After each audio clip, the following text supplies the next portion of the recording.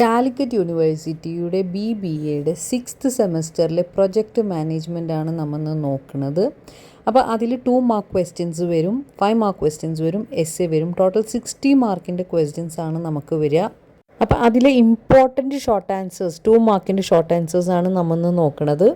അപ്പോൾ channel subscribe ചെയ്യാത്തവരുണ്ടെങ്കിൽ എന്തായാലും സബ്സ്ക്രൈബ് ചെയ്യുക. ഒപ്പം തന്നെ ബെൽ ബട്ടൺ ക്ലിക്ക് ചെയ്ത് വെക്കുക. അപ്പോൾ അടുത്ത വീഡിയോ ഇടുമ്പോൾ നിങ്ങൾക്ക് നോട്ടിഫിക്കേഷൻസ് കിട്ടും. പിന്നെ എപ്പോഴും കമൻറ്റ് ബോക്സ് ചെക്ക് ചെയ്യുക. വീഡിയോയിൽ എന്തെങ്കിലും മിസ്റ്റേക്ക് വന്നിട്ടുണ്ടെങ്കിൽ കമൻറ്റ് ബോക്സിലായിരിക്കും അത് ക്ലിയർ ചെയ്തിട്ടുണ്ടാവുക. പിന്നെ ഇപ്പോൾ തന്നെ വീഡിയോ ലൈക്കും ചെയ്ത് വെച്ചോ. അപ്പോൾ ഫസ്റ്റ് ക്വസ്റ്റ്യൻ നോക്കുക. ഫസ്റ്റ് ക്വസ്റ്റ്യൻ എന്ന് പറഞ്ഞാൽ വാട്ട് ഈസ് പ്രൊജക്റ്റ്. ഈ പ്രൊജക്റ്റ് എന്നുള്ള ക്വസ്റ്റ്യൻ നിങ്ങൾ എന്തായാലും പച്ചവെള്ളം പോലെ പഠിച്ചു വെക്കുക. കാരണം ഇത് നിങ്ങൾക്ക് പലയിടത്തും ഉപകാരപ്പെടും. 5 മാർക്കിലോ എസ്സേയിലോ ഒക്കെ എഴുതി ചേർക്കാൻ പറ്റുന്ന ഒരു സംഭവമാണ് പ്രൊജക്റ്റ് എന്താണെന്നുള്ളത്. കാരണം സബ് ക്വസ്റ്റ്യൻസ് വന്നാലും ആദ്യം പ്രൊജക്റ്റ് എന്താണെന്ന് എന്തായാലും എഴുതി വെക്കേണ്ടി വരും. പ്രൊജക്റ്റ് ഫിനാൻസ് എന്താണെന്ന് ചോദിച്ചാൽ അപ്പോൾ ഒരു പ്രൊജക്റ്റ് എന്താണെന്നും കൂടി എഴുതി വെച്ചതിന് ശേഷം പ്രൊജക്റ്റ് ഫിനാൻസ് എഴുതാം. അപ്പോൾ ഈ പ്രൊജക്റ്റ് എന്നുള്ളത് എന്തായാലും പച്ചവെള്ളം വരെ പഠിച്ചു വെക്കുക. പിന്നെ ആൻസറിൻ്റെ വലുപ്പമോ അല്ലെങ്കിൽ അതിൻ്റെ ഉള്ളിലത്തെ കണ്ടൻറ്റോ കണ്ട് പേടിക്കേണ്ട, ഞാൻ ക്ലിയർ ആയിട്ട് പറഞ്ഞു തരാം. അപ്പോൾ നിങ്ങൾക്ക് തലയിൽ ഇങ്ങനെ ഓർത്ത് വെക്കാൻ പറ്റും. അപ്പോൾ എന്താണ് project? Project is a unique process.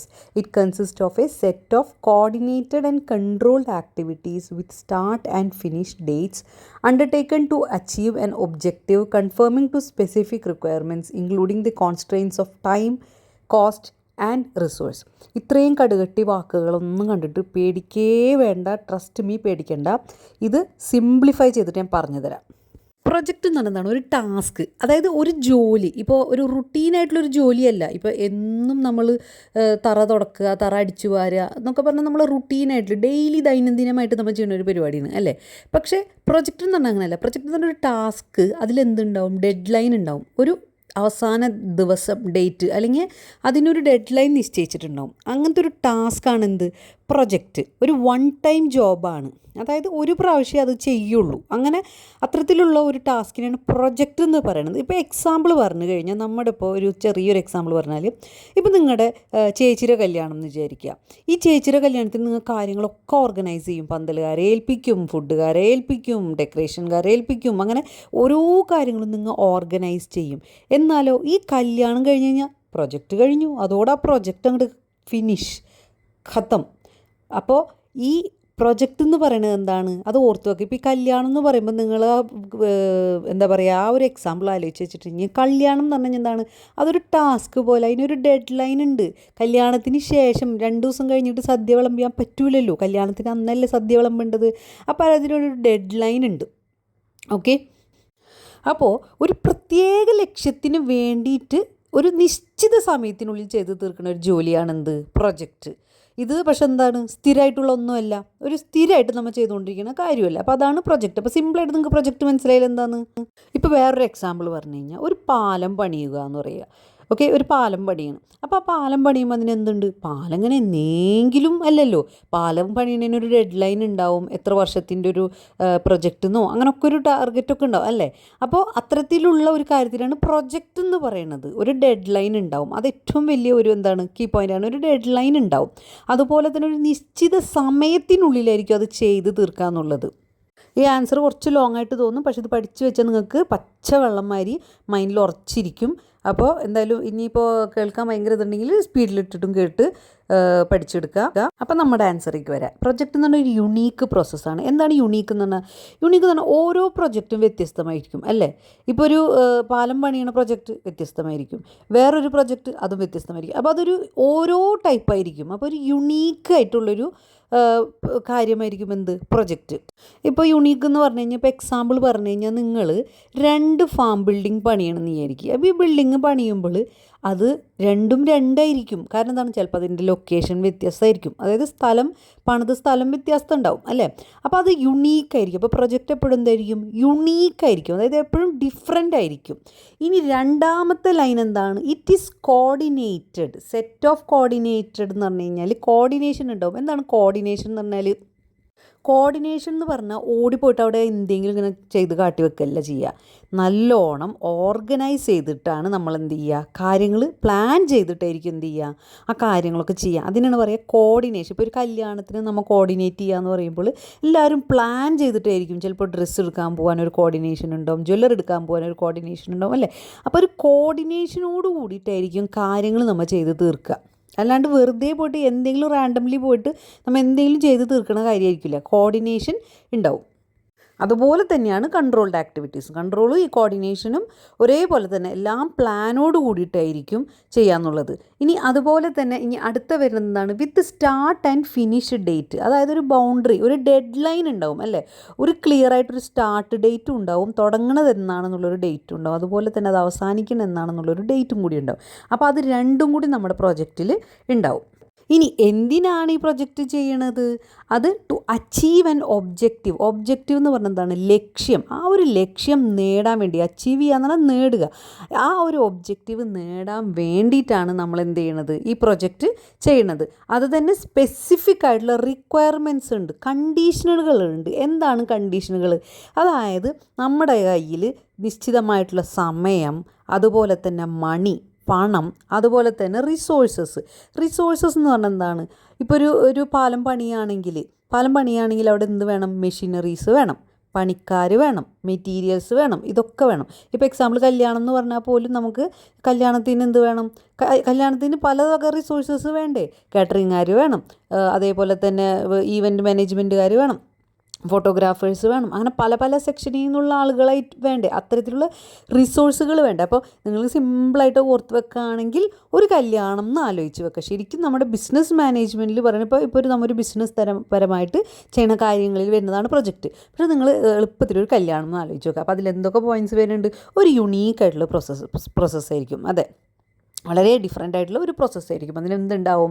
Set of coordinated and controlled activities. ഓടിപ്പോയിട്ട് എന്താ പറയുക, കല്യാണ ഡ്രസ്സ് എടുക്കില്ല. ഇപ്പോൾ കല്യാണ എക്സാമ്പിൾ വെച്ച് പഠിക്കുകയാണെങ്കിൽ നമ്മൾ സിമ്പിളായിട്ട് ഓർത്ത് വെക്കാൻ വേണ്ടിയിട്ട് ഓടിപ്പോയിട്ട് ഒരു എന്താ പറയുക, ഡ്രസ്സ് കടയിൽ പോയിട്ട് ഓടിപ്പോയിട്ട് കുറച്ച് ഡ്രസ്സും കൂടി എടുത്തതെന്ന് പറയില്ല. അത് വളരെയധികം പ്ലാൻ ചെയ്ത് കോർഡിനേറ്റ് ചെയ്തിട്ട് കൺട്രോൾ ചെയ്തിട്ട് കാര്യങ്ങളൊക്കെ ചെയ്തിട്ടായിരിക്കും നിങ്ങൾ പോവുക. അതേപോലെ തന്നെ സ്റ്റാർട്ട് ആൻഡ് ഫിനിഷ് ഡേറ്റ് ഉണ്ട്. അതെ, കല്യാണത്തിൻ്റെ ദിവസം എടുക്കാറായി എന്നുള്ള ഒരു ഡേറ്റ് ഉണ്ട് അല്ലേ. കല്യാണം കഴിഞ്ഞിട്ട് സദ്യ വിളമ്പിയിട്ട് കാര്യമില്ലല്ലോ. അപ്പോൾ സ്റ്റാർട്ട് ആൻഡ് ഫിനിഷ് ഡേറ്റ് ഉണ്ട്. പിന്നെ എന്തിനാണ്? To achieve an objective. Objective എന്ന് പറഞ്ഞാൽ എന്താണ്? ഒബ്ജക്റ്റീവ് എന്ന് പറഞ്ഞാൽ ലക്ഷ്യങ്ങൾ. ആ ലക്ഷ്യങ്ങൾക്ക് വേണ്ടിയിട്ടാണ് നമ്മൾ എന്ത് ചെയ്യണത്? കാര്യം പ്ലാൻ ചെയ്യണത് ഒരു പ്രൊജക്റ്റിന് വേണ്ടിയിട്ട്.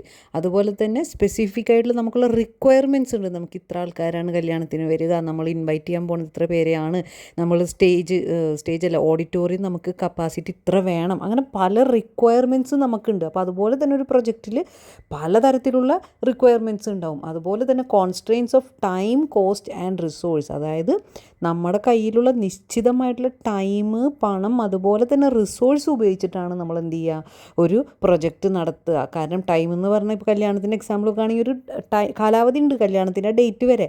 അന്ന് വരെ ആയിരിക്കും നമ്മൾ എല്ലാ കോർഡിനേഷനും പ്ലാനിങ്ങും ഒക്കെ ചെയ്യുക. അതേപോലെ തന്നെ കോസ്റ്റും ഇങ്ങനെ നമുക്ക് കാശ് ചിലവാക്കാൻ പറ്റില്ലല്ലോ. കല്യാണത്തിന് വേണ്ടിയിട്ട് നമ്മളൊരു നിശ്ചിത ഫണ്ട് റെഡിയാക്കി വെച്ചിട്ടുണ്ടാകും. അതുപോലെ തന്നെ റിസോഴ്സസ്. ഇപ്പോൾ കല്യാണത്തിൻ്റെ എക്സാമ്പിൾ പറയുകയാണെങ്കിൽ എന്താണ്? ഈ കാറ്ററിംഗുകാർ, അതുപോലെ തന്നെ ഈവൻറ്റ് മാനേജ്മെൻറ്റുകാർ, ഓഡിറ്റോറിയം, അങ്ങനെ പല റിസോഴ്സസ്. ഇപ്പോൾ നമ്മുടെ ബിസിനസ് തരമായിട്ട് പറയുകയാണെങ്കിൽ ഇപ്പോൾ ഒരു ബ്രിഡ്ജ് പണിയാണെങ്കിൽ ആ ഒരു പ്രൊജക്റ്റിന് വേണ്ടിയിട്ടുള്ള റിസോഴ്സസ് എന്ന് പറഞ്ഞാൽ എന്താണ്? പണിക്കാർ, മെഷീനറീസ്, കാര്യങ്ങൾ, കോസ്റ്റ്, അതിന് വരുന്ന കോസ്റ്റ്, അത് ചെയ്ത് തീർക്കേണ്ടി വരുന്ന ടൈം. അപ്പോൾ ഏത് എക്സാമ്പിൾ വെച്ചിട്ട് നിങ്ങളത് പഠിച്ച് വെച്ചിട്ടുണ്ടെങ്കിൽ നിങ്ങൾക്ക് ആ കറക്റ്റ് പോയിൻറ്റ്സ് അങ്ങോട്ട് എഴുതാൻ പറ്റും. വാട്ട് ഈസ് പ്രൊജക്റ്റ് എന്നുള്ളത്. അപ്പോൾ ഇത് കുറച്ച് ലോങ് ആയിട്ട് ലെങ്തി ആയിട്ട് പറഞ്ഞു കഴിഞ്ഞാൽ ഇത് നിങ്ങൾക്ക് തലയിൽ കയറാൻ വേണ്ടിയിട്ടാണ്. ഇതാദ്യം കറക്റ്റായിട്ട് പഠിച്ചു വെക്കുക. പ്രൊജക്റ്റ് എന്നുള്ളത് എന്താണ് ആദ്യം പഠിച്ചു വെക്കുക. അതിന് ശേഷമുള്ള ബാക്കി ക്വസ്റ്റ്യൻ ആൻസേഴ്സ് പഠിക്കേണ്ട കാര്യമുള്ളൂ. ഇത് നന്നായിട്ട് പഠിക്കുക. അപ്പോൾ പ്രൊജക്റ്റ് എന്താണെന്ന് മനസ്സിലായില്ല? പ്രൊജക്റ്റിൻ്റെ എക്സാമ്പിൾ സിമ്പിളായിട്ട് മനസ്സിലാക്കി വെക്കാൻ വേണ്ടിയിട്ടാണ് കല്യാണം എന്ന് പറയുന്നത്. പക്ഷേ നമ്മുടെ എക്സാമ്പിളായിട്ട് ഇപ്പോൾ ആൻസറിൽ എഴുതേണ്ടത് എന്താണ്? Developing A water shed. എന്താണ്? അതായത് ഇപ്പോൾ തരിശായി കിടക്കണ, വെള്ളമൊന്നും ഇല്ലാതെ കിടക്കണ, തരിശായി കിടക്കണ ഭൂമിയിൽ നമ്മൾ എന്ത് ചെയ്യും? വെള്ളം സ്റ്റോർ ചെയ്യാൻ വേണ്ടി, അത് സംഭരിക്കാൻ വേണ്ടിയിട്ടൊരു പദ്ധതി ഉണ്ടാക്കും. അതിൻ്റെ ഒരു എക്സാമ്പിളാണ് അത് പ്രൊജക്റ്റിൻ്റെ ഒരു എക്സാമ്പിളാണ്. അപ്പോൾ ഡെവലപ്പിംഗ് എ വാട്ടർ ഷെഡ്. നമ്മൾ വാട്ടർ ഷെഡ് എന്ന് പറഞ്ഞാൽ വാട്ടറിൻ്റെ ഒരു ഷെഡില്ലേ, അത് ക്രിയേറ്റ് ചെയ്യണം, അത് ഡെവലപ്പ് ചെയ്യുന്നത് ഒരു എക്സാമ്പിളാണ്. രണ്ടാമത്തെ എക്സാമ്പിൾ എന്താണ്? Creating irrigation facility. ഇറിഗേഷൻ എന്ന് പറഞ്ഞാൽ അറിയാലോ, ഇതന്നെ നമ്മൾ കൃഷിയുടെ സ്ഥലത്തേക്ക് എന്ത് ചെയ്യും? വെള്ളം എത്തിക്കാനുള്ള സൗകര്യം ചെയ്യുക. അതായത് ഇപ്പോൾ കാന ഇങ്ങനെ വലിച്ച് തുറന്നിടുക, അത്തരത്തിലുള്ള ഫെസിലിറ്റി, അതൊരു പ്രൊജക്റ്റാണ്. അടുത്തത് developing new variety of A crop. കൂടുതൽ വിളവ് തരുന്ന കണ്ടുപിടിക്കുക, വിത്ത്, അത് ഡെവലപ്പ് ചെയ്തെടുക്കുക എന്നുള്ളത് ഒരു പ്രൊജക്റ്റാണ്. അതേപോലെ തന്നെ അടുത്തത് developing A new breed of animal. പുതിയ ബ്രീഡിലുള്ള ആനിമലിനെ ഉണ്ടാക്കിയെടുക്കുക, ഡെവലപ്പ് ചെയ്തെടുക്കുക. അതേപോലെ തന്നെ developing agro processing centre. Agro processing centre എന്ന് പറഞ്ഞാൽ എന്താണ്? ഇപ്പോൾ എക്സാമ്പിൾ പറഞ്ഞു കഴിഞ്ഞാൽ നമ്മൾ നാളികേരം കൊണ്ടുപോയിട്ടാണ് വെളിച്ചെണ്ണ ഉണ്ടാക്കി വരുന്നത് അല്ലേ? അത്തരത്തിലുള്ള ആ ഒരു പ്രോസസ്സിങ്ങിനാണ് ആഗ്രോ പ്രോസസ്സിംഗ് എന്ന് പറയുന്നത്. അത്തരത്തിലുള്ള സെൻറ്ററിനെ ഡെവലപ്പ് ചെയ്തെടുക്കുന്ന ഒരു പ്രൊജക്റ്റാണ്. ഇനി കൺസ്ട്രക്ഷൻ ഓഫ് ഫാം ബിൽഡിംഗ്, അതായത് ഫാമിലേക്ക് ആവശ്യമുള്ള ബിൽഡിംഗ് പണിതെടുക്കുക എന്നുള്ളൊരു കൺസ്ട്രക്ഷൻ, അതൊരു പ്രൊജക്റ്റാണ്. അപ്പോൾ ഇതൊക്കെയാണ് പ്രൊജക്റ്റിൻ്റെ എക്സാമ്പിൾ. ഇതും പഠിച്ചു വെക്കുക. ഇനി അടുത്ത ക്വസ്റ്റ്യൻ ആണ്, വാട്ട് ഈസ് പ്രൊജക്റ്റ് ഐഡൻറ്റിഫിക്കേഷൻ? എന്താണ് പ്രൊജക്റ്റ് ഐഡൻറ്റിഫിക്കേഷൻ? അതായത് ഇപ്പോൾ ഒരു എക്സാമ്പിൾ പറഞ്ഞുതരാം. ഇപ്പോൾ ഒരാൾ ബിസിനസ് തുടങ്ങാൻ വേണ്ടിയിട്ട് അയാളിങ്ങനെ ഒരു ടൗണിൻ്റെ അവിടെ പോയി നോക്കുമ്പോൾ അവിടെ ഒന്നും ചായക്കടയില്ല. അപ്പോൾ അയാൾക്ക് തോന്നുകയാണ് ഇത്രയും തിരക്ക് പിടിച്ചൊരു ടൗൺ, പക്ഷേ ഇവിടെ ഒരു ചായക്കട പോലും ഇല്ല. എന്നാൽ ഇവിടെ നമുക്കൊരു ചായക്കട തുടങ്ങാമെന്നുള്ളൊരു പ്രൊജക്റ്റ് എന്ത് ചെയ്യണം, തീരുമാനിക്കണം. അങ്ങനെ അയാൾ ഐഡൻറ്റിഫൈ ചെയ്യണതിനാണ് പറയണത് എന്തെന്ന്, പ്രൊജക്റ്റ് ഐഡൻറ്റിഫിക്കേഷൻ. അതായത് അവിടെ ആ ടൗണിൽ പോയിട്ട് അദ്ദേഹം നോക്കുമ്പോൾ അവിടെ ലഭ്യമായിട്ടുള്ള രീതിയിൽ ഏറ്റവും ലാഭകരം, പ്രോഫിറ്റ് വേണമല്ലോ, ലാഭകരമായിട്ടുള്ള ഒരു ബിസിനസ് എന്നുള്ളൊരു ആശയം അയാൾക്ക് എന്ത് ചെയ്യാണ്, അയാൾ ഐഡൻറ്റിഫൈ ചെയ്യണം. അതുപോലെ തന്നെ പ്രാക്ടിക്കലാവുകയും വേണം. ഇപ്പോൾ ആ ഒരു ടൗണിൻ്റെ നടുവിൽ തന്നെ കൊണ്ടുപോയിട്ട് നടക്കാത്തൊരു സാധനം ചെയ്യാൻ പറ്റില്ലല്ലോ. അപ്പോൾ പ്രാക്ടിക്കലായിട്ടുള്ള, അതേപോലെ തന്നെ പ്രോഫിറ്റ് ഉണ്ടാവണ ഒരു ബിസിനസ് തുടങ്ങാൻ അദ്ദേഹം എന്ത് ചെയ്യാണ്, ഐഡൻറ്റിഫൈ ചെയ്യാണ്. അതുപോലെ തന്നെ അവിടെയുള്ളൊരു ബിസിനസ് ഗ്യാപ്പാണ് എന്ത്, അദ്ദേഹം ബിസിനസ് ഗ്യാപ്പ് എന്ന് പറഞ്ഞാൽ അവിടെ ആളുകൾക്ക് എന്തുണ്ട്, ചായക്കട ഇല്ലാണ്ട് നല്ല ബുദ്ധിമുട്ടുണ്ട്. അവിടെ വരുന്ന അതിൽ കൂടെ പാസ് ചെയ്ത് പോകുന്ന സ്റ്റുഡൻസ് ആയാലും ആളുകളാണെങ്കിലും ദൂരമുള്ള സ്ഥലത്താണ് ചായ കുടിക്കാൻ പോകുക. അപ്പോൾ അത്തരത്തിൽ ആ ഒരു ബിസിനസ് ഗ്യാപ്പിനെ ഫിൽ ചെയ്യുക, അത് ഐഡൻറ്റിഫൈ ചെയ്യുക. അതേപോലെ തന്നെ അതിന് വേണ്ടിയിട്ടുള്ള ഇൻവെസ്റ്റ്മെൻറ്റ് വേണമല്ലോ, കാശ് വേണമല്ലോ, കാശ് ഇറക്കിയിട്ട് വേണ്ടേ ബിസിനസ് ചെയ്യണമെങ്കിൽ. അതൊക്കെ കണ്ടുപിടിക്കുക, സെലക്ട് ചെയ്യുക എന്നൊക്കെ ഉള്ള ഒരു പ്രോസസ്സിനെയാണ് എന്തെന്ന് പറയുന്നത്, project identification. The process of identifying and selecting a potential investment opportunity from various alternatives. It is about looking around to find a problem that needs a solution or a business gap that can be filled. അവിടെ ഒരു ചായക്കട ഇല്ല എന്നുള്ളതൊരു business ഗ്യാപ്പാണ്, അവിടെ ഒരു gap ഉണ്ട്. അപ്പോൾ അവിടെ ഫില്ല് ചെയ്യണമെങ്കിൽ അവിടെ ഒരു ചായക്കട വരണം. അപ്പോൾ അത്തരത്തിലുള്ള ആ ഒരു കാര്യത്തിനാണ് പറയുന്നത് എന്തെന്ന്, പ്രൊജക്റ്റ് ഐഡൻറ്റിഫിക്കേഷൻ. ഇനി അടുത്ത ക്വസ്റ്റ്യൻ ആണ്, what is market feasibility? Market feasibility എന്ന് പറഞ്ഞാൽ എന്താണ്, ഒരു പ്രൊജക്റ്റ് തുടങ്ങുന്നതിന് മുമ്പ് എന്ത് ചെയ്യും, ആ പ്രൊജക്റ്റ് വേണ്ടിയിട്ട് നമ്മൾ എന്ത് ചെയ്യും, ഒരു പ്രൊജക്റ്റ് എന്ന് പറഞ്ഞാൽ ഇപ്പോൾ നമ്മൾ പ്രൊഡക്റ്റ് ഇറക്കണം, ഒരു സാധനം ഇറക്കണം മാർക്കറ്റിൽ, അല്ലെങ്കിൽ ഒരു സർവീസ് കൊടുക്കണം മാർക്കറ്റിൽ. അപ്പോൾ ആളുകൾ അത് എങ്ങനെയായിരിക്കും, വാങ്ങുമോ ഇല്ലയോ, എത്ര കാശായിരിക്കും അവർ മുടക്കുക, ഈ പ്രൊഡക്റ്റ് വാങ്ങാൻ ഇത്ര കാശ് അവർ ചിലവാക്കുമോ എന്നൊക്കെ കുറിച്ചിട്ടുള്ളൊരു പഠിക്കുന്ന ഒരു രീതിയാണ് പറയുന്നത് മാർക്കറ്റ് ഫീസിബിലിറ്റി. മാർക്കറ്റ് ഫീസിബിലിറ്റി എന്ന് പറഞ്ഞാൽ ഒരു അനാലിസിസ് ആണ്, ഒരു അനലൈസേഷനാണ്. നമ്മളിങ്ങനെ പഠിക്കുകയാണ് എന്താണ് മാർക്കറ്റിൻ്റെ ഡിമാൻഡ്, എന്ത് വേണം ഈ മാർക്കറ്റിൽ, ആളുകൾക്ക് എന്താണ് വേണ്ടതെന്നുള്ള ഒരു പഠനം. അതേപോലെ തന്നെ സപ്ലൈ, അതുപോലെ തന്നെ കോമ്പറ്റീഷൻ. അവിടെ അപ്പുറത്തും ആളുകൾ, ഞാൻ ഇറക്കാൻ പോകുന്ന സാധനം, ഇപ്പോൾ എക്സാമ്പിൾ പറഞ്ഞു കഴിഞ്ഞ് കഴിഞ്ഞാൽ റിമോട്ടിൽ വർക്ക് ചെയ്യണ ഫാൻ, ഓക്കെ, സാധാരണ നമ്മൾ പോയിട്ട് റെഗുലേറ്റർ തിരിക്കല്ലേ. അപ്പോൾ റിമോട്ടിൽ വർക്ക് ചെയ്യണ ഫാൻ നമ്മൾ ഇറക്കി കഴിഞ്ഞാൽ ആളുകൾ ഇത് മേടിക്കുമോ, അതോ സാധാരണ തന്നെ ആളുകൾ പോയിട്ട് റെഗുലേറ്റർ തന്നെ തിരിച്ചിട്ട് വർക്ക് ചെയ്യിക്കുമോ? അപ്പോൾ അല്ലെങ്കിൽ ഈ റിമോട്ടിൽ വർക്ക് ചെയ്യണ ഫാൻ അപ്പുറത്തെ ആളും ഇറക്കിയിട്ടുണ്ടോ, കോമ്പറ്റീഷൻ എന്ന് പറഞ്ഞാൽ അങ്ങനെയാണല്ലോ, അപ്പുറത്തെ ആളും ചെയ്തിട്ടുണ്ടോ, അപ്പോൾ അതൊക്കെ ഉണ്ടോ എന്നൊക്കെ എന്ത് ചെയ്യുക, പഠിക്കണം. അപ്പോൾ ഡിമാൻഡ് എന്ന് പറഞ്ഞു കഴിഞ്ഞാൽ ആവശ്യക്കാരുടെ എണ്ണമാണ് നോക്കുക, എത്ര പേര് മേടിക്കും. അതേപോലെ തന്നെ സപ്ലൈ ആൻഡ് കോമ്പറ്റീഷൻ എന്ന് പറഞ്ഞാൽ മത്സരം. അതേപോലെ തന്നെ മാർക്കറ്റ് ഷെയർ എന്ന് പറഞ്ഞാൽ എന്താണ്, വിപണിയിലെ വിഹിതമാണ്. അതായത് വിപണിയിൽ എത്ര ഭാഗം നമുക്ക് പിടിച്ചെടുക്കാൻ പറ്റുന്നു, സാധിക്കും, അവരെന്ത് ചെയ്യണം, ഒന്ന് അനലൈസ് ചെയ്യാണ്. അപ്പോൾ ഈ 3 കാര്യങ്ങൾ വെച്ചിട്ട് അനലൈസ് ചെയ്യുന്നതാണ്. അതേപോലെ തന്നെ പ്രൈസിങ്ങും ഉണ്ട് കേട്ടോ, പ്രൈസിങ്ങും നിങ്ങൾക്ക് എഴുതാം. കാരണം ആളുകൾ എത്ര കാശിന് ഇറക്കിയാലാണിത് മേടിക്കുക എന്നുള്ളത്. അപ്പോൾ അത്തരത്തിലുള്ള ആ ഒരു അനലൈസേഷൻ, ഒരു പഠനം ആണ് എന്ത്, മാർക്കറ്റ് ഫീസിബിലിറ്റി.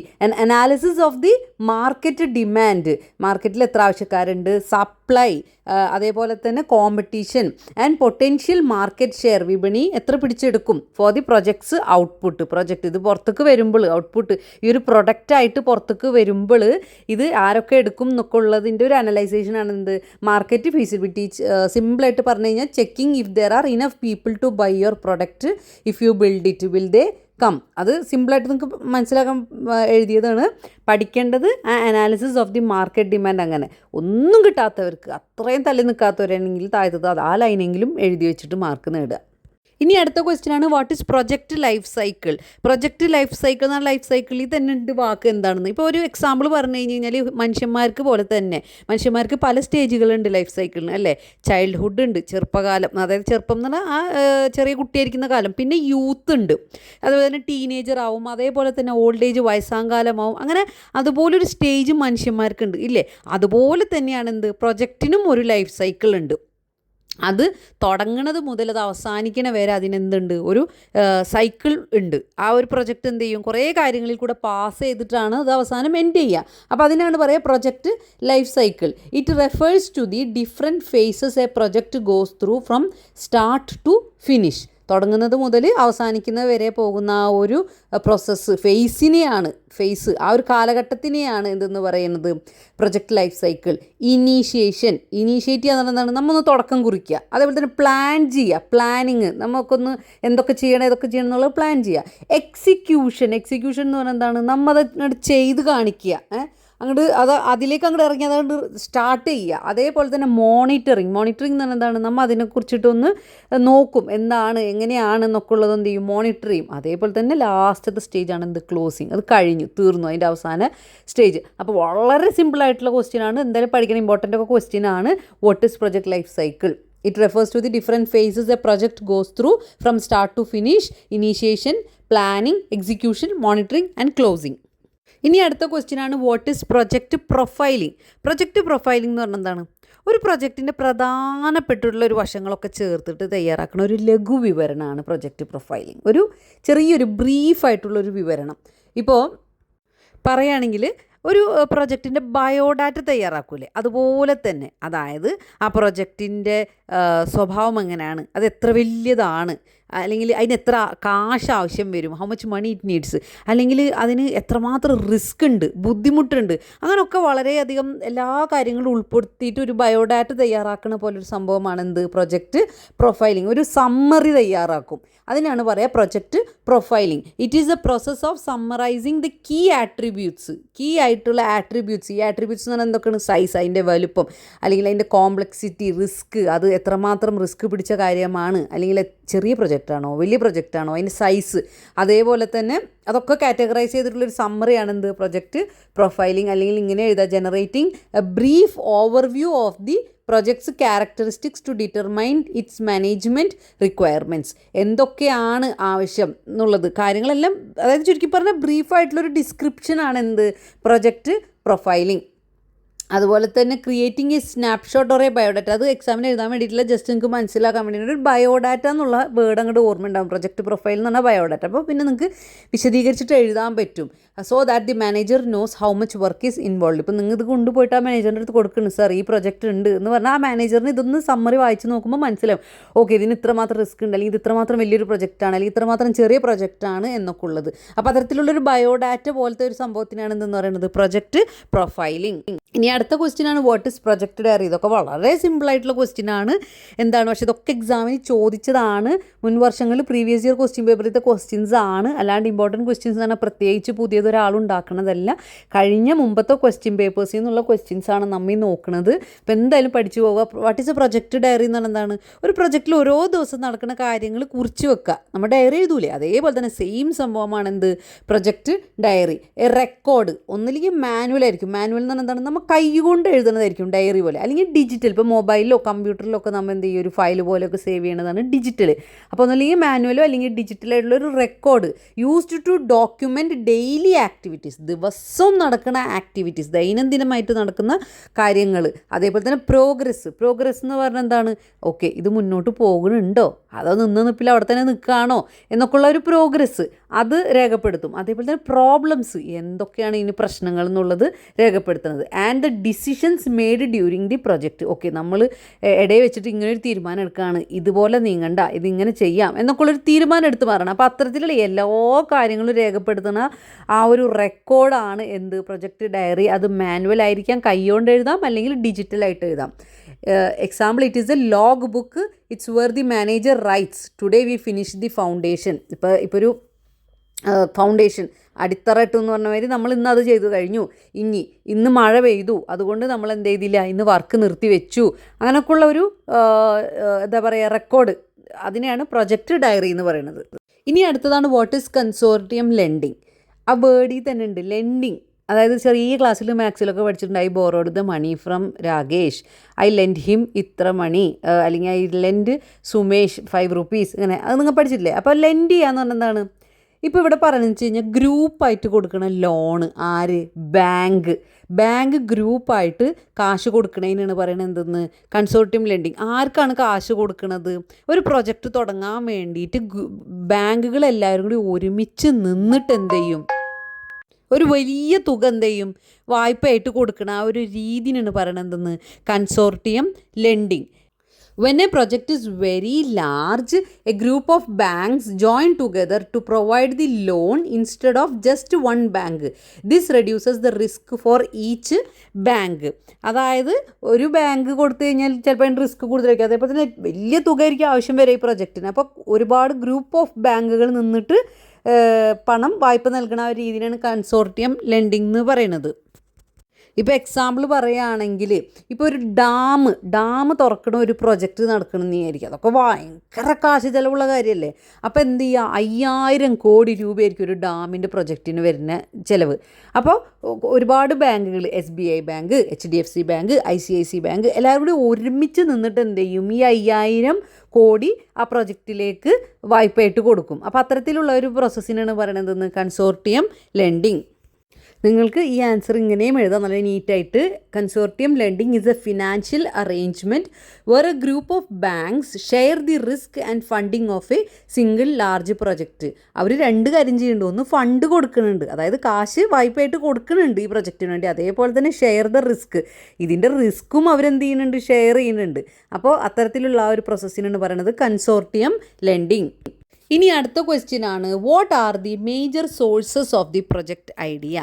സോഴ്സ് എന്ന് പറഞ്ഞാൽ എന്താണ്? എവിടെ നിന്നാണത് കിട്ടുന്നതെന്ന്. അതായത് ആ പ്രൊജക്റ്റ് ഐഡിയ എവിടെ നിന്നൊക്കെയാണ് കിട്ടുന്നത്. സോഴ്സ് എന്നുള്ളൊരു വേർഡ് കണ്ടിട്ട് ഞെട്ടണ്ട. Where do you get it from എന്നുള്ളത് ഉദ്ദേശിക്കുന്നതാണ് സോഴ്സ് എന്ന് പറയുന്ന ആ ഒരൊറ്റ വേർഡ്. അപ്പോൾ എവിടെ നിന്നാണ് നിങ്ങൾക്ക് ആ പ്രൊജക്റ്റിൻ്റെ ഐഡിയ കിട്ടിയ സോഴ്സ് എവിടെ നിന്നാണ് കിട്ടിയത്?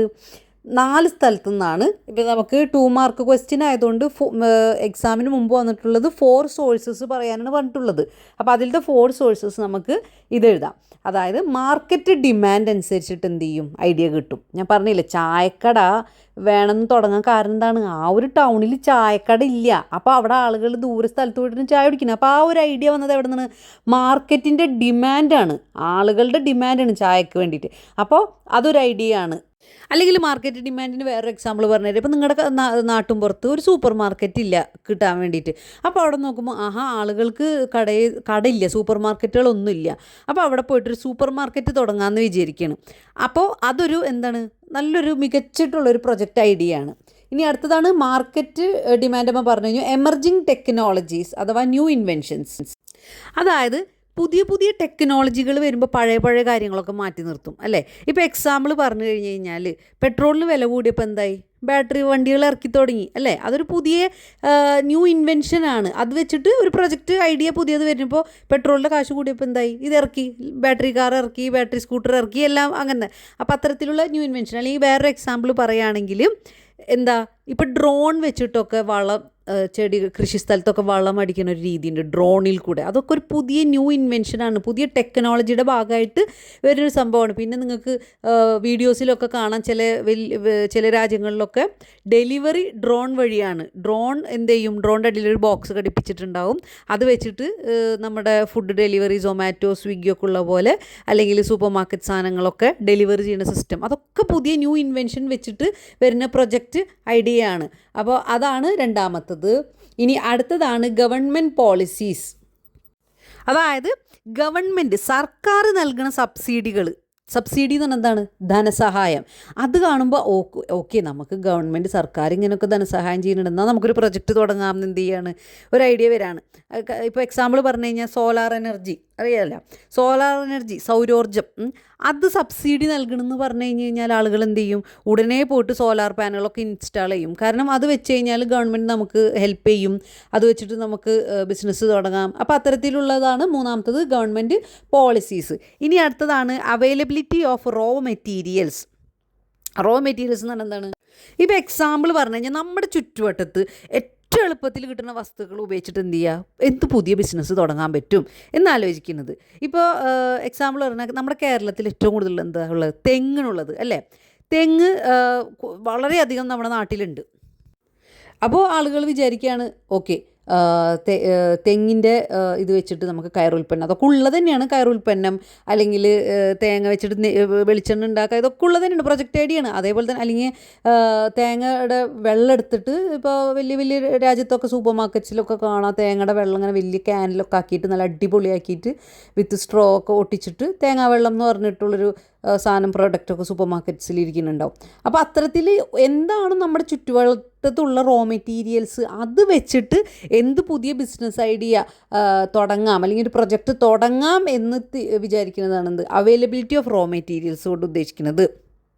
ഇപ്പോൾ major sources of project idea മനസ്സിലായില്ലേ. അപ്പോൾ ഈ 4 പഠിച്ചു വെക്കുക. സോഴ്സസ് എന്ന് പറഞ്ഞു കഴിഞ്ഞാൽ എവിടെ നിന്നാണ് നമുക്ക് പ്രൊജക്റ്റ് തുടങ്ങാനുള്ള ഐഡിയ കിട്ടുന്നതെന്നാണ്. അപ്പോൾ ഈ 4 പോയിൻ്റ് വെച്ചിട്ട് എഴുതുക.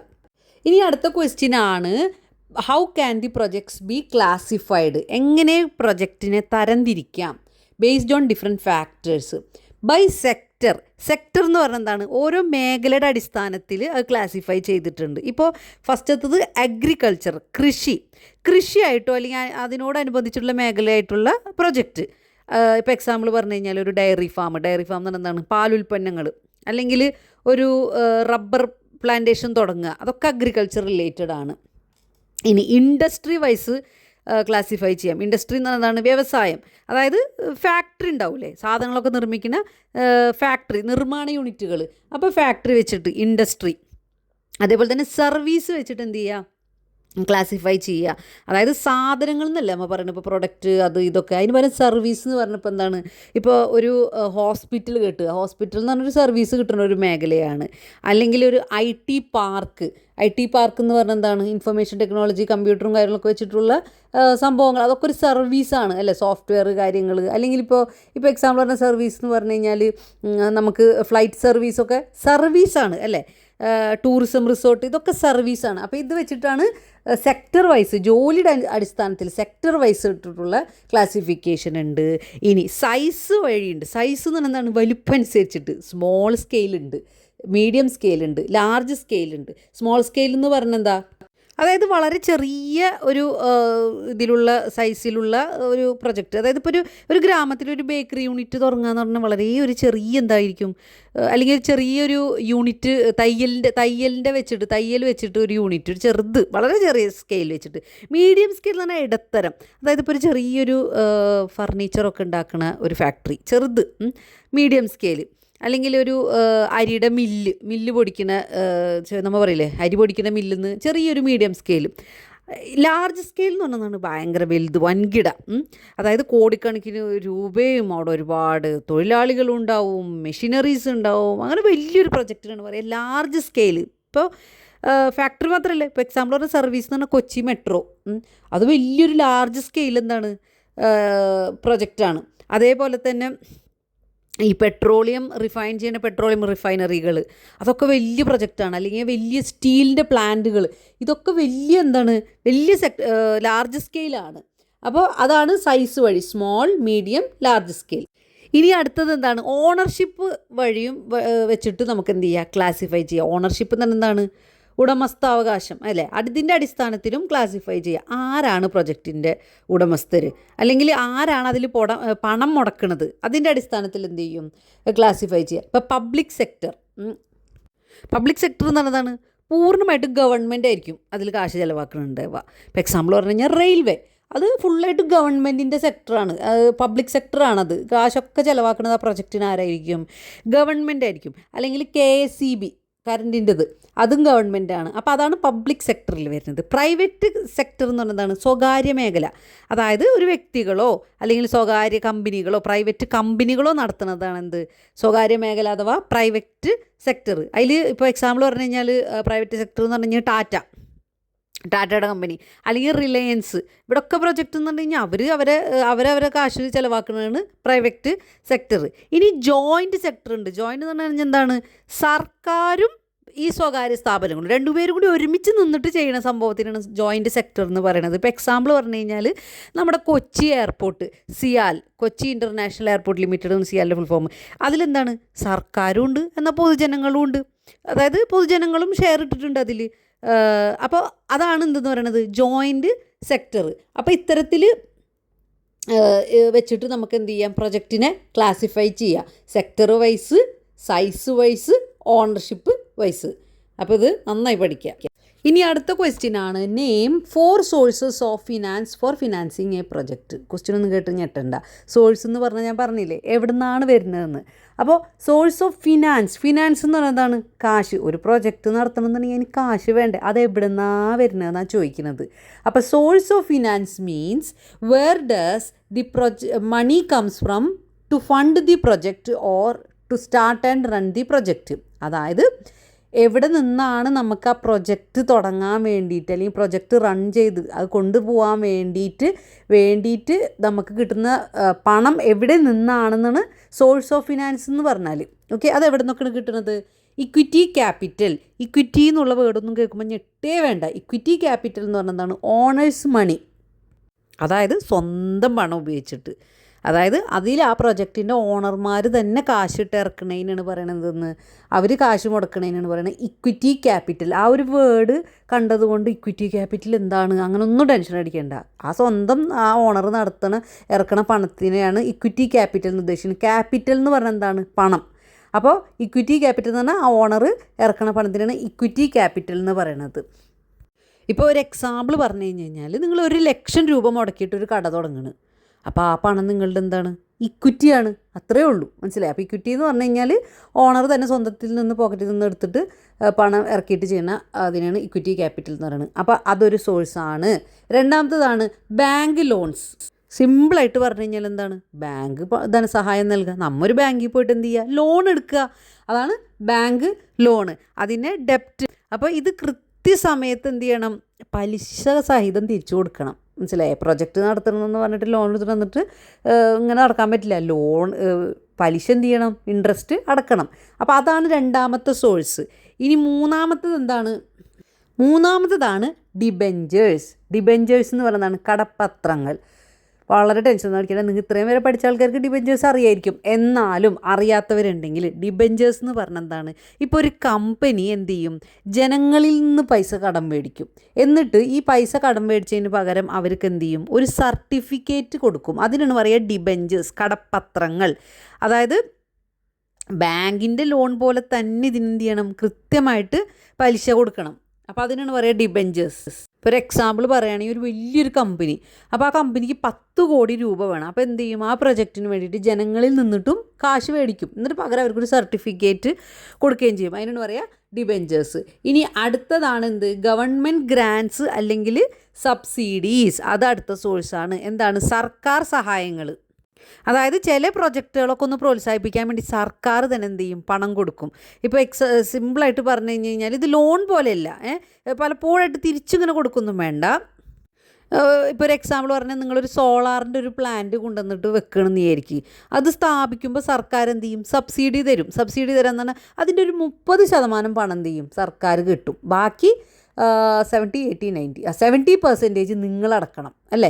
അപ്പോൾ 70-30 70 നിങ്ങൾ അടച്ചിട്ടുണ്ടാവും, 30 ആര് കൊടുക്കും, ഗവൺമെൻറ് അടച്ചിട്ടുണ്ടാവും. ആ ഒരു പവർ പ്ലാന്റ്, സോളാർ പ്ലാന്റ് തുടങ്ങാൻ വേണ്ടിയിട്ട്. അപ്പോൾ അതിനാണ് പറയുക എന്തെന്ന്, സബ്സിഡി. അങ്ങനെ ഇത്തരത്തിൽ 4 സോഴ്സ് ഉണ്ട് എന്തിനു വേണ്ടിയിട്ട്, പണത്തിൻ്റെ രൂപത്തിൽ, ഫിനാൻസ് രൂപത്തിൽ നമുക്ക് കിട്ടുന്ന ഹെൽപ്പ്, പ്രൊജക്റ്റിന് വേണ്ടിയിട്ടുള്ള sources for financing a project. ഇനി അടുത്ത ക്വസ്റ്റ്യൻ ആണ്, what is project control. Project control എന്ന് പറഞ്ഞു കഴിഞ്ഞാൽ ഒരു പ്രൊജക്റ്റ് നടക്കുമ്പോൾ നമ്മൾ ആദ്യം പ്ലാൻ ചെയ്ത പോലെ തന്നെയാണോ നടക്കുന്നത് എന്ന് പരിശോധിക്കുന്ന ആ ഒരു രീതി, അല്ലെങ്കിൽ എന്തെങ്കിലും മാറ്റങ്ങളോ തെറ്റുകളോ ഒക്കെ ഉണ്ടെങ്കിൽ അതൊന്ന് തിരുത്തിയിട്ട് ശരിയായിട്ടുള്ള രീതിയിലേക്ക് കൊണ്ടുവരികണ ആ ഒരു പ്രോസസ്സിനാണ് പറയുന്നത് പ്രൊജക്റ്റ് കൺട്രോൾ. ഇപ്പോൾ എക്സാമ്പിൾ പറഞ്ഞു കഴിഞ്ഞാൽ നമ്മുടെ പ്രൊജക്റ്റ് നമ്മൾ 6 മാസം കൊണ്ട് തീർക്കും എന്നാണ് ഒരു ഡെഡ് ലൈൻ മാതിരി ഇട്ട് വെച്ചേക്കണ്. പക്ഷെ അത് 8 മാസം ആവുണ്ടോ എന്നൊരു സംശയം. അപ്പോൾ അതിനനുസരിച്ചിട്ടുള്ള എന്താണ് അവിടുത്തെ പ്രശ്നങ്ങൾ എന്നൊക്കെ കണ്ടുപിടിച്ചിട്ട് എന്ത് ചെയ്യുക, അത് സോൾവ് ചെയ്യുക, അത് 6 മാസത്തിനുള്ളിൽ തന്നെ തീർക്കാനുള്ള കാര്യങ്ങൾ ചെയ്ത് തീർക്കുക, അത് സമയത്തിൻ്റെ ക്രമം അനുസരിച്ച് ടൈം കൺട്രോൾ. അപ്പോൾ അതിനാണ് എന്തെന്ന് പറയുക, പ്രൊജക്റ്റ് കൺട്രോൾ. അതേപോലെ തന്നെ ചിലവും നോക്കും കേട്ടോ. ഈ നമ്മൾ നീക്കി വെച്ചിട്ടുള്ളൊരു ബഡ്ജറ്റും കാശൊക്കെ ഉണ്ടല്ലോ, അതനുസരിച്ചിട്ട് പോകണുണ്ടോ, ഇല്ലെങ്കിൽ പണം അനാവശ്യമായിട്ട് പോകണുണ്ടോ, കൂടുതൽ ചിലവാക്കണുണ്ടോ, അതൊക്കെ ഇങ്ങനെ എന്ത് ചെയ്യുക, ഒന്ന് മോണിറ്റർ ചെയ്യുക. അതിനാണ് പറയുക പ്രൊജക്റ്റ് കൺട്രോൾ. അതേപോലെ തന്നെ ക്വാളിറ്റിയും അതിലത്തെ ഒരു ബേസാണ് എന്ത്, ഈ നമ്മൾ ചെയ്യുന്ന പ്രൊജക്റ്റിന് അതിൻ്റേതായ ഒരു ക്വാളിറ്റി ഒക്കെ ഉണ്ട്. അതല്ലെങ്കിൽ വല്ല എന്തെങ്കിലും ഇപ്പോൾ ഒരു ബിൽഡിങ് കെട്ടുകയാണെങ്കിൽ ആ ബിൽഡിങ് വളരെ സ്ട്രോങ് ആയിട്ടാണോ കെട്ടുന്നത്, അല്ലെങ്കിൽ ആ ഒരു നിലവാരത്തിലേക്കൊക്കെ എത്തുന്നുണ്ടോ എന്നൊക്കെ ഒന്ന് കണ്ടു. ഇപ്പോൾ ഹൈവേ നമ്മുടെ NH പൊട്ടിപ്പൊളിഞ്ഞു, അപ്പോൾ അവിടെ ഒരു പ്രൊജക്റ്റ് കൺട്രോളിൻ്റെ ഒരു കുറവ് വന്നിട്ടുണ്ട്. അത് കറക്റ്റിന് നല്ല അടിപൊളിയായിട്ട് പോകുന്നുണ്ട്, സ്ട്രോങ് എല്ലാം ചെയ്ത് പോകുന്നുണ്ടെന്നൊന്നും എന്ത് ചെയ്തിട്ടില്ല, ആ ഭാഗത്ത് ശ്രദ്ധിച്ചിട്ടുണ്ടാവില്ല. അതിനാണ് പ്രൊജക്റ്റ് കൺട്രോൾ എന്ന് പറയുന്നത്. അപ്പോൾ project control is comparing the actual process with the planned process and taking corrective action if there are delays or cost increases. കാശ് ഇങ്ങനെ അമിതമായിട്ട് ചിലവായി പോയിട്ടുണ്ടെങ്കിൽ അതും ശ്രദ്ധിക്കണം. അപ്പോൾ ഇതെല്ലാം ചെക്ക് ചെയ്യണതിനാണ് എന്തെന്ന് പറയുക, പ്രൊജക്റ്റ് കൺട്രോൾ. ഇപ്പോൾ എക്സാമ്പിൾ ഞാൻ താഴെ കൊടുത്തിട്ടുള്ളതാണ്, ഒരു ബിൽഡിങ് 5 മാസത്തിനുള്ളിൽ പണി തീർക്കണം എന്നുള്ള ബിൽഡിങ് 7 മാസം ആവണമെങ്കിൽ എന്ത് ചെയ്യണം, അതിലത്തെ പ്രശ്നങ്ങൾ എന്താണെന്ന് കണ്ടുപിടിച്ചിട്ട് ഉടനെ സ്പീഡപ്പ് ചെയ്തിട്ട് പരിപാടി പണി തീർക്കണം. അപ്പോൾ അതിനാണ് പറയുന്നത് പ്രൊജക്റ്റ് കൺട്രോൾ. ഇനി അടുത്ത ക്വസ്റ്റ്യനാണ്, വാട്ട് ഈസ് DPR? DPRൻ്റെ ഫുൾ ഫോം എന്താണ്? Detailed project report. അതിൽ തന്നെ ഉണ്ട് ആൻസർ. പക്ഷേ DPR എന്താണെന്ന് പഠിച്ചാൽ നിങ്ങൾക്ക് ഡീറ്റെയിൽഡ് പ്രൊജക്റ്റ് റിപ്പോർട്ട് എന്ന് കിട്ടുള്ളൂ.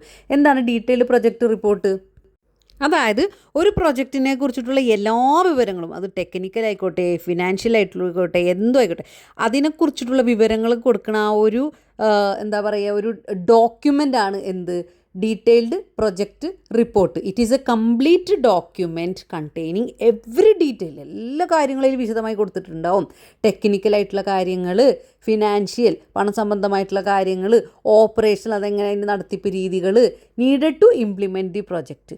ആ പ്രൊജക്റ്റ് നടപ്പിലാക്കണമെങ്കിൽ എന്തൊക്കെ കാര്യങ്ങളാണെന്നുള്ളത് ഉൾപ്പെടുത്തിയിട്ടുള്ളൊരു ഡോക്യുമെൻറ്റിനെയാണ് എന്തെന്ന് പറയുന്നത്, ഡീറ്റെയിൽഡ് പ്രൊജക്റ്റ് റിപ്പോർട്ട്. അതായത് ഒരു ഫൈനൽ മാസ്റ്റർ പ്ലാൻ എന്ന് പറയാം. ഇപ്പോൾ എക്സാമ്പിൾ കൊടുത്തു കഴിഞ്ഞാൽ, അതായത് it is a thick file you give to the bank to prove your project is a good idea. ഇപ്പോൾ നമ്മൊരു ബാങ്കിലേക്ക് ലോണിന് വേണ്ടിയിട്ട് പോകണമെന്നിരിക്കും, നമ്മളതിൽ ഇങ്ങനെ ഒരു പ്രൊജക്റ്റ് ഉണ്ട്, എനിക്ക് ലോൺ തരണം സാറേ എന്ന് പറയുമ്പോൾ നിങ്ങളിൽ ഈ പ്രൊജക്റ്റിൻ്റെ ഡീറ്റെയിൽഡ് പ്രൊജക്റ്റ് റിപ്പോർട്ട് വേണം. എന്നിട്ട് അത് ബാങ്കിന് കൊടുക്കുമ്പോൾ അത് അവർ ഫുള്ള് ചെക്ക് ചെയ്യും, എന്തൊക്കെയാണ് ഇതിലത്തെ ഫിനാൻഷ്യൽ കാര്യങ്ങൾ, ഇതെങ്ങനെയൊക്കെയാണ് നിങ്ങൾ നടത്താൻ പോണത്, ഇംപ്ലിമെൻറ്റ് ചെയ്യാൻ പോണത്, എന്തൊക്കെ ടെക്നിക്കൽ വശങ്ങൾ എല്ലാം നോക്കിയിട്ടാണ് അവരെന്ത് ചെയ്യുക, ലോൺ സാങ്ഷൻ ആക്കുള്ളൂ.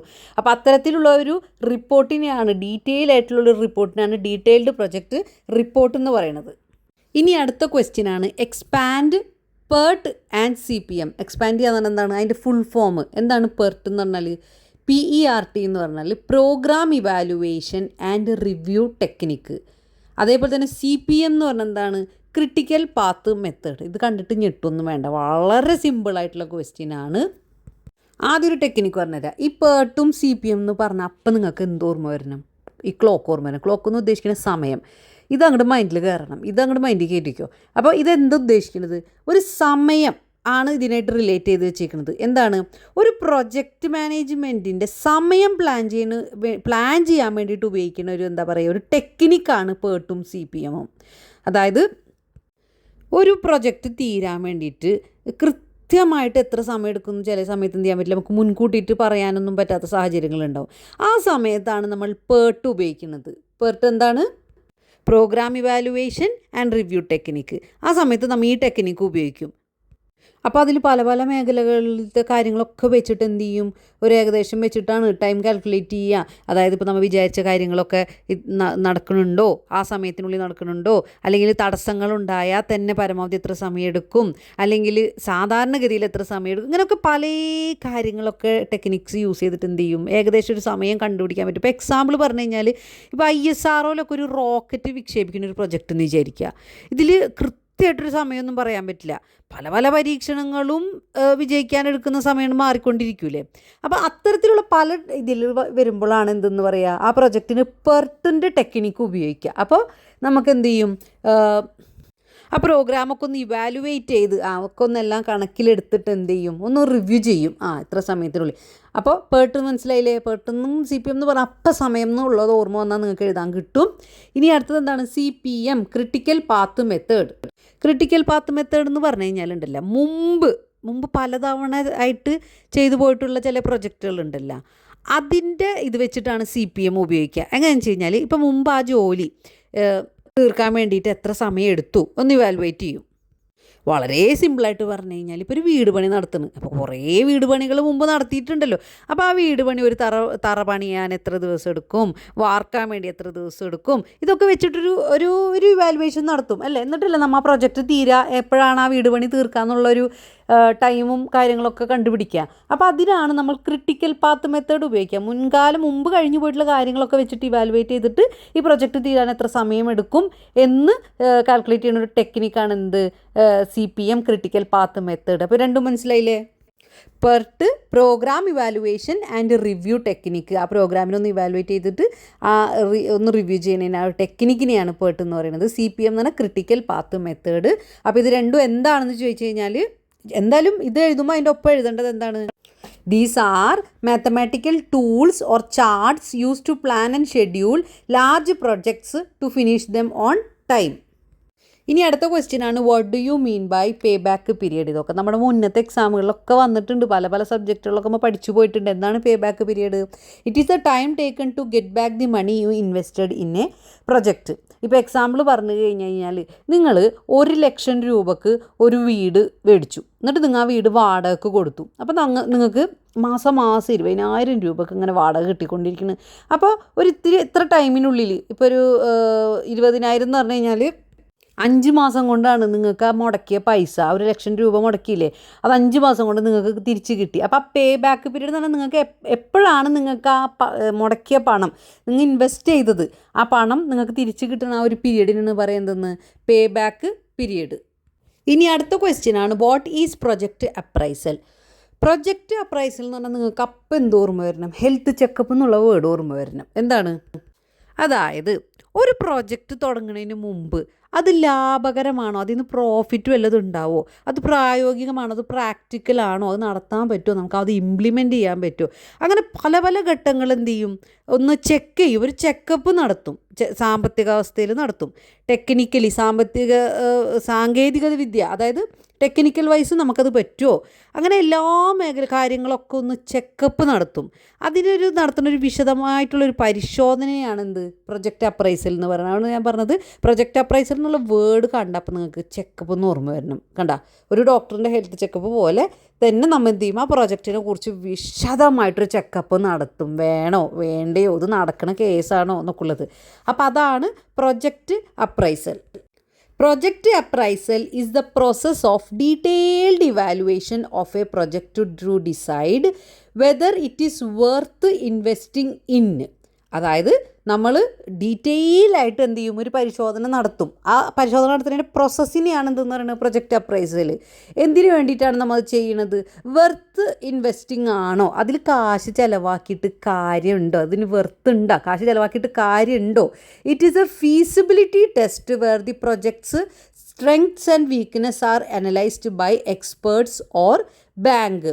അതായത് ഒരു ഫീസിബിലിറ്റി ഞാൻ പറഞ്ഞില്ലേ, മാർക്കറ്റ് ഡിമാൻഡ് അനുസരിച്ചിട്ട്, പ്രൈസ് അനുസരിച്ചിട്ട് എല്ലാ മേഖലകളും വെച്ചിട്ട് നമ്മൾ എന്ത് ചെയ്യും, ഒരു ചെക്കപ്പ് നടത്തും, ഇത് നടക്കണ കാര്യമാണോ എന്നുള്ളത്.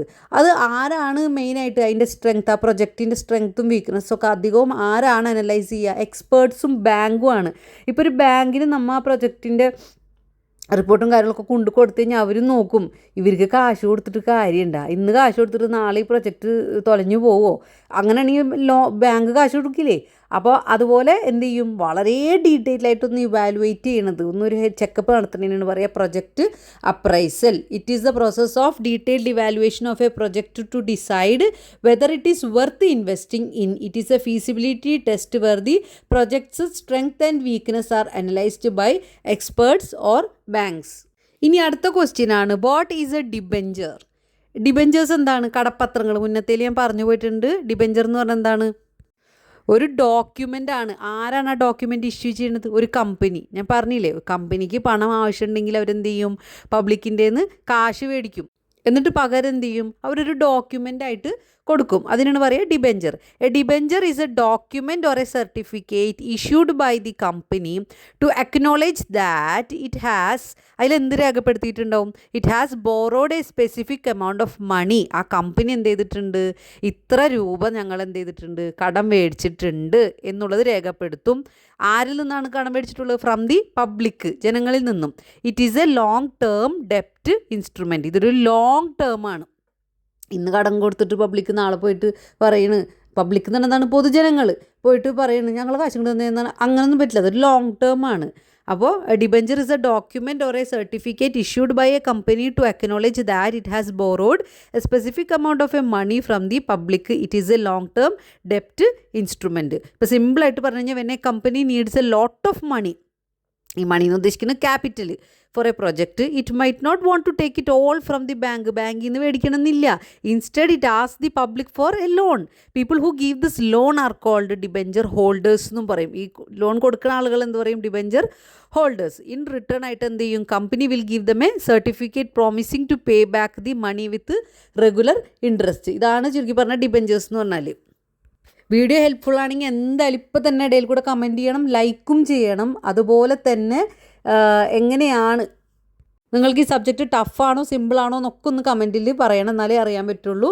അപ്പോൾ അടുത്ത ക്വസ്റ്റ്യൻ നോക്കാം.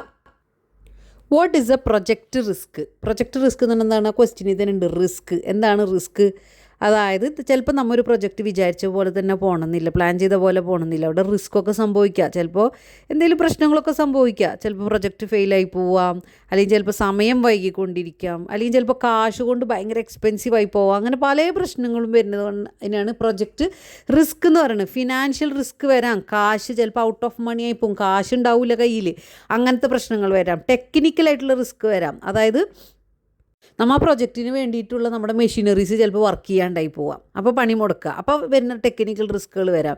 അല്ലെങ്കിൽ എന്താ പറയുക, മാർക്കറ്റ് റിസ്ക് വരാം. ചിലപ്പോൾ കസ്റ്റമർ തന്നെ എന്ത് ചെയ്യും?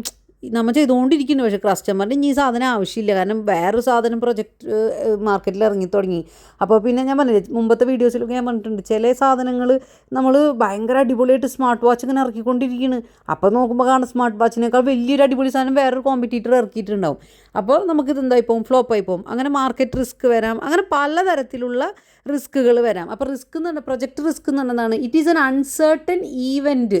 നമുക്ക് ഒരിക്കലും നിർണ്ണയിക്കാൻ പറ്റില്ല അങ്ങനത്തെ ഒരു സംഭവം, അല്ലെങ്കിൽ ഒരു condition that if it occurs has A positive or negative effect on A projects objectives. നമ്മുടെ ലക്ഷ്യങ്ങളെ ബാധിക്കാം. Such A scope, schedule, cost and quality. നമ്മളെ ഉദ്ദേശത്തെ അല്ലെങ്കിൽ സ്കെഡ്യൂൾ നമ്മൾ ഉദ്ദേശിച്ച മാതിരി ആ ഒരു എന്താ പറയുക, ചിലപ്പോൾ ടൈമിനെ അല്ലെങ്കിൽ കോസ്റ്റ് എക്സ്പെൻസീവ് ആവാം, അല്ലെങ്കിൽ ക്വാളിറ്റിനെ ബാധിക്കാം. ഇത്തരത്തിൽ വരുന്ന പല മേഖലകളനുസരിച്ചിട്ട് എന്ത് ചെയ്യും? റിസ്ക് വരും. അതാണ് പ്രൊജക്റ്റ് റിസ്ക്. ഇനി അടുത്ത ക്വസ്റ്റ്യൻ ആണ്, what is A public issue? Public issue എന്ന് പറഞ്ഞാൽ പബ്ലിക്കായിട്ടുള്ള വരുന്ന ഇഷ്യൂ പ്രശ്നങ്ങളല്ല. ഇവിടെ നമ്മുടെ BBAയിൽ പബ്ലിക് ഇഷ്യൂ എന്ന് പറഞ്ഞു കഴിഞ്ഞാൽ, ഇപ്പോൾ ഒരു എക്സാമ്പിൾ പറഞ്ഞു കഴിഞ്ഞാൽ, ഒരു കമ്പനി അതെന്ത് ചെയ്യണം? കമ്പനിക്ക് ഇങ്ങനെ കൂടുതൽ എക്സ്പാൻഡ് ചെയ്യണം, വികസിപ്പിക്കണം, പുതിയ പ്രൊജക്റ്റുകളും കാര്യങ്ങളൊക്കെ ആയിട്ട്. പക്ഷെ എന്താണ്? ഭയങ്കര വലിയ തുക വേണം കമ്പനിക്ക്, കാശ് കൂടുതൽ വേണം. അപ്പോൾ അത് കണ്ടെത്താൻ വേണ്ടിയിട്ട് ഈ കമ്പനി എന്ത് ചെയ്യും? പൊതുജനങ്ങളിൽ നിന്ന്, ഇപ്പം ഞാനോ നിങ്ങളൊക്കെ പോലത്തെ പൊതുജനങ്ങളിൽ നിന്ന് എന്ത് ചെയ്യും? ഓഹരി വഴി, അതായത് ഓഹരി വരുന്ന ഷെയർ വഴി. ഇപ്പോൾ കമ്പനി പറയണ്, ഇപ്പോൾ ഒരു എക്സാമ്പിൾ പറഞ്ഞു കഴിഞ്ഞാൽ, ഇപ്പോൾ ഒരു കേരള ടെക് എന്ന് പറഞ്ഞിട്ടൊരു കമ്പനി, ആ കമ്പനിക്ക് എന്ത് ചെയ്യണം? ഫാക്ടറി പണിയണം. അപ്പോൾ ഫാക്ടറി പണിക്ക് 100 കോടി രൂപയാണ് അതിന് ചിലവ്. പക്ഷേ അവർ കാശുണ്ടാ? അതില്ല. അപ്പോൾ അവരെന്ത് ചെയ്യും? 1 കോടി ഷെയർ എന്ത് ചെയ്യും? അവർ ഇഷ്യൂ ചെയ്യും. ഓക്കെ, ഒരു ഷെയറിന് 100 രൂപ തന്നാൽ മതി എന്ന് പബ്ലിക്കിനോട് എന്ത് ചെയ്യും? പറയും. അപ്പോൾ 100 രൂപ അല്ലേ? അപ്പോൾ നമ്മളൊക്കെ എന്ത് ചെയ്യും? പോയിട്ട് 100 രൂപയ്ക്ക് ഒരു ഷെയർ മേടിക്കാം, ലാഭം കിട്ടിക്കഴിഞ്ഞാൽ നമുക്ക് ലാഭം തരും കമ്പനി. അപ്പോൾ കമ്പനി അങ്ങനെ ഒരു ഷെയർ ഇഷ്യൂ ചെയ്യും. അപ്പോൾ ആ ഷെയർ പോയിട്ട് നമ്മൾ എന്ത് ചെയ്യും? മേടിക്കും. ആ ഷെയർ മേടിച്ച് കഴിയുമ്പോൾ, അത്രയും ജനങ്ങൾ മേടിച്ച് കഴിയുമ്പോൾ, ആ കമ്പനിക്ക് എന്ത് ചെയ്യും? ചിലപ്പോൾ 100 കോടിയുടെ ഷെയർ വിറ്റ് കഴിയുമ്പോൾ 100 കോടി അവരെ കാശ് കയ്യിലെത്തും അല്ലേ? അങ്ങനെ അവർ കമ്പനി തുടങ്ങും. അപ്പോൾ അതിനാണ് പറയുക എന്തെന്ന്? Public issue. പബ്ലിക്കിന് വേണ്ടിയിട്ട് ഈ ഷെയർ എന്ത് ചെയ്യും? ഇഷ്യൂ ചെയ്യും.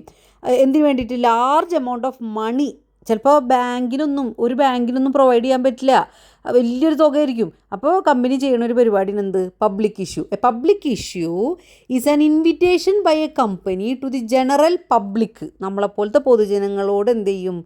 ഇൻവൈറ്റ് ചെയ്യും, ഒന്ന് ഷെയർ മേടിച്ചോ എന്നുള്ളത്. ടു സബ്സ്ക്രൈബ് അല്ലെങ്കിൽ to buy its share or debentures.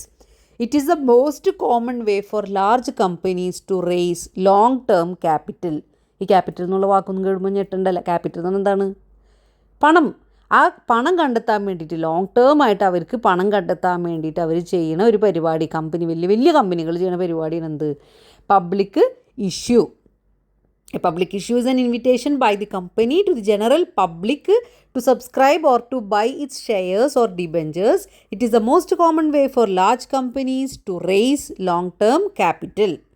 ഇനി അടുത്ത ക്വസ്റ്റ്യൻ ആണ്, വാട്ട് ഈസ് കോസ്റ്റ് കൺട്രോൾ? ആ വേർഡിൽ തന്നെ ഉണ്ട് cost control.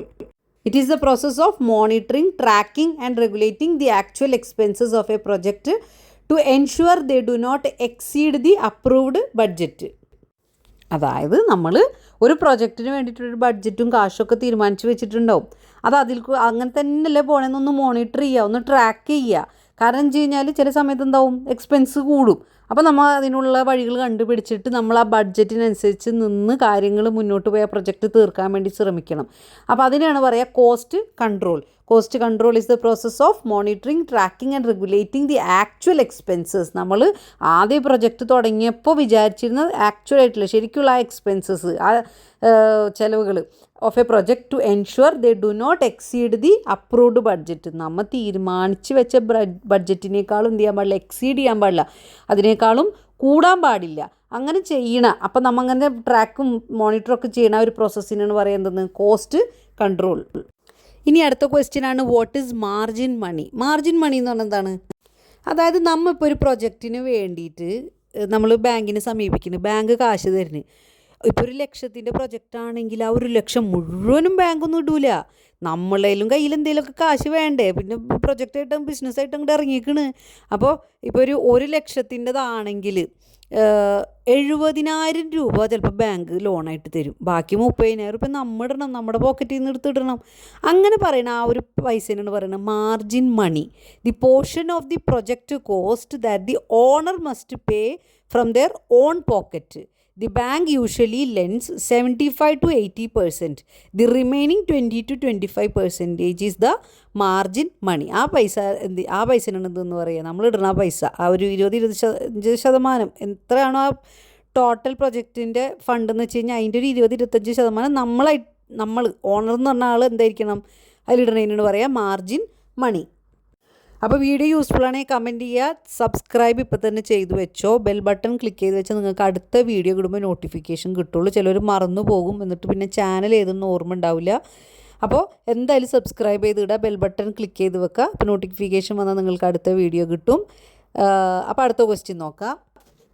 What is break even point? ചിലപ്പോൾ BEP എന്നും ചോദിക്കുക. BEP എന്ന് കണ്ടു കഴിഞ്ഞാൽ അപ്പോൾ ഇത് ഓർമ്മ വരും ബ്രേക്ക് ഈവൻ പോയിൻറ്റ് എന്താണെന്ന്. ഇപ്പോൾ ഒരു എക്സാമ്പിൾ പറഞ്ഞുതരാം. രാമുവിൻ്റെ ജ്യൂസ് കട. ഓക്കെ, രാമു ഒരു ചെറിയൊരു ജ്യൂസ് കട തുടങ്ങിയിട്ടുണ്ട് കോളേജിൻ്റെ മുന്നിലാകുമ്പോൾ കുട്ടികളൊക്കെ വന്ന് ജ്യൂസ് കുടിക്കുമല്ലോ. അപ്പോൾ രാമുവിന് സ്ഥിരമായിട്ട് എന്തുണ്ട്? റെൻ്റ് ഉണ്ട്. ആ കടയുടെ ചെറിയൊരു തട്ടുകട ആണെങ്കിൽ അതിനൊരു വാടക കൊടുക്കണം 3,000 രൂപ. ഒരു ഹെൽപ്പറിന് വെച്ചിട്ടുണ്ട്, അയാൾക്ക് 2,000 രൂപ കൊടുക്കണം. അപ്പോൾ ടോട്ടൽ എത്ര രൂപയായി? 5,000 രൂപ രാമുവിന് ചിലവ് വരുന്നുണ്ട്. വേരിയബിൾ കോസ്റ്റ് വരുന്നുണ്ട്, അതായത് മാറിക്കൊണ്ടിരിക്കുന്ന കാശ്, അതായത് പഞ്ചസാര, ഷുഗർ, ഫ്രൂട്ട്സ്, അങ്ങനെ പല കാര്യങ്ങൾ. അങ്ങനെ 15 രൂപയാണ് രാമുവിന് ഒരു ചിലവ് വരുന്നത് ഈ ജ്യൂസുമിൽ. രാമു എത്രയാണ് വിൽക്കുന്നത്? 25 രൂപക്ക് വിൽക്കുന്നുണ്ട്. അങ്ങനെ ആദ്യത്തെ മാസം നല്ല എന്താ പറയുക ലോസ് ആയിരുന്നു എന്ന് വിചാരിക്കുക. അതായത് ഇപ്പോൾ കോളേജിന് എന്തുണ്ടായില്ല? ക്ലാസ് ഉണ്ടായില്ല, വെക്കേഷൻ ആയിരുന്നു. അപ്പോൾ രാമുവിന് അധികം ജ്യൂസൊന്നും വിറ്റ് പോയില്ല. അപ്പോൾ രാമുവിന് എന്തായി? ലോസ് വന്ന് ഈ 15 രൂപ എന്നുള്ളത് 25 രൂപ വിൽക്കണത് അത് വെച്ചിട്ട് വിറ്റിട്ടും പിടിച്ചിട്ടും ഒന്നും കാശ് വന്നില്ല. അപ്പോൾ ലോസ്. ഓക്കെ, അതൊരു സീന്. രണ്ടാമത്തെ scene break even point. Okay, അതാണ് നമ്മുടെ മെയിൻ സംഭവം. എന്താണ്? രണ്ടാമത്തെ മാസമായപ്പോൾ രാമു ഭയങ്കര കഷ്ടപ്പെട്ട് ഭയങ്കര ഹാർഡായിട്ട് വർക്ക് ചെയ്ത് ഒരു 500 ഗ്ലാസ് ജ്യൂസൊക്കെ രാമു വിറ്റു. അങ്ങനെ അവസാനം ഈ കിട്ടിയ കാശിൽ നിന്ന് രാമു എന്ത് ചെയ്ത്? വാടക അടച്ച്, ആ ഹെൽപ്പറിനുള്ള കാശും അടച്ച് എല്ലാം കഴിഞ്ഞ് വന്നപ്പോൾ രാമുവിൻ്റെ പോക്കറ്റിൽ ഒന്നുമില്ല, കാശൊന്നും ബാക്കിയില്ല. എന്നുവെച്ചിട്ട് രാമുവിന് നഷ്ടം വന്നിട്ടുണ്ടോ? ഇല്ല. കാരണം വാടകയും ഈ ഹെൽപ്പറിൻ്റെ കാശൊക്കെ അടച്ചു പോയി. മേടിച്ച സാധനങ്ങളുടെ കാശ് പലചരക്കടയിൽ കൊടുത്തെല്ലാം കഴിഞ്ഞ് വന്നപ്പോൾ എന്തായി? നഷ്ടമൊന്നുമില്ല. എന്നാൽ ലാഭമുണ്ടോ?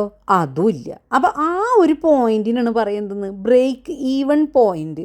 ബ്രേക്ക് ഈവൺ പോയിൻ്റ് എന്ന് പറഞ്ഞാൽ അപ്പോൾ രാമുവിൻ്റെ ജ്യൂസ് കട ഓർമ്മ വരണം.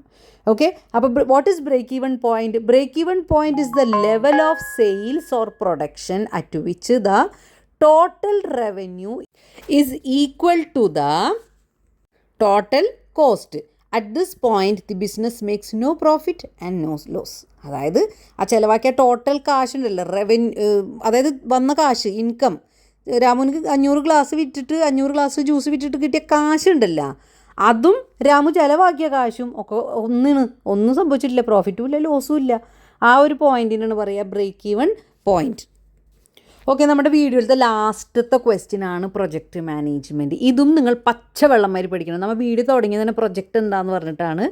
എല്ലായിടത്തും നമുക്ക് എഴുതാൻ പറ്റുന്ന ഒരു ആൻസറാണ്. അതുപോലെ തന്നെയാണ് പ്രൊജക്റ്റ് മാനേജ്മെൻറ്റും. ഇതും പച്ചവെള്ളം മാതിരി പഠിച്ചിരിക്കണം. കാരണം എല്ലായിടത്തും നമുക്ക് 5 മാർക്കിലോ എസ്സേയിലോ ഒക്കെ എവിടെയെങ്കിലുമൊക്കെ നമുക്ക് എഴുതാൻ ചാൻസ് കിട്ടുന്ന ഒരു ആൻസറാണിത്.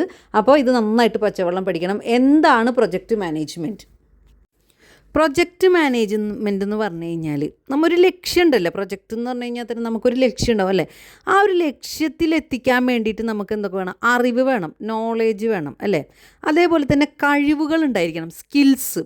അതേപോലെ തന്നെ ഉപകരണങ്ങൾ, ടൂൾസ്, സാങ്കേതിക വിദ്യകൾ, ടെക്നിക്സ്. ഇതൊക്കെ എന്ത് ചെയ്യും? പ്രായോഗികമായിട്ട് നമ്മൾ പ്രാക്ടിക്കലായിട്ട് ഇതിൽ ഉപയോഗിക്കും. ഇപ്പോൾ ഒരു ടീമിനെ നയിച്ചിട്ട്, ഇപ്പോൾ ഒരു പ്രൊജക്റ്റിൽ എന്തുണ്ടാവും? ഒരു ടീമൊക്കെ ഉണ്ടാവും.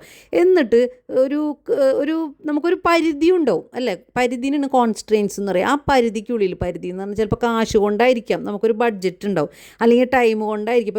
ഇപ്പോൾ ഞാൻ പറഞ്ഞില്ല, വീട് പണി എന്ന് പറഞ്ഞു കഴിഞ്ഞാൽ നമുക്കൊരു ടൈം, ഒരു ഡെഡ് ലൈനൊക്കെ ഉണ്ടാവില്ലേ.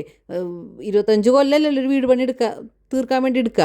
അപ്പോൾ നമുക്ക് അത്തരത്തിലുള്ള പല പരിധികളുണ്ടാവും. അതിലൊക്കെ നിന്നുകൊണ്ട് ഒരു പ്രൊജക്റ്റ് അതിൻ്റെ ലക്ഷ്യം പൂർത്തീകരിക്കുമ്പോഴുള്ള പ്രക്രിയയാണ് പ്രൊജക്റ്റ് മാനേജ്മെൻറ്റ്. ഇതെല്ലാം മാനേജ് ചെയ്തുകൊണ്ട് ആ ഒരു പ്രൊജക്റ്റ് കംപ്ലീറ്റ് ആക്കുക എന്നുള്ളതിൻ്റെ ആ ഒരു ഇതിനാണ് പറയുക പ്രൊജക്റ്റ് മാനേജ്മെൻറ്റ്. ഇതൊക്കെ നമ്മൾ എന്ത് ചെയ്യും?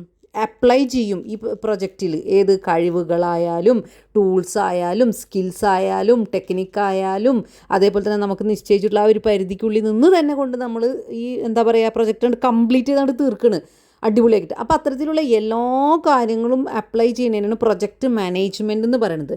Project management is the application of knowledge, skills, tools and techniques to a project activities to meet the project requirements. ആ പ്രൊജക്റ്റ് ഒന്ന് തീർക്കാൻ വേണ്ടിയിട്ട് നമ്മൾ എന്തൊക്കെ അപ്ലൈ ചെയ്യുന്നു?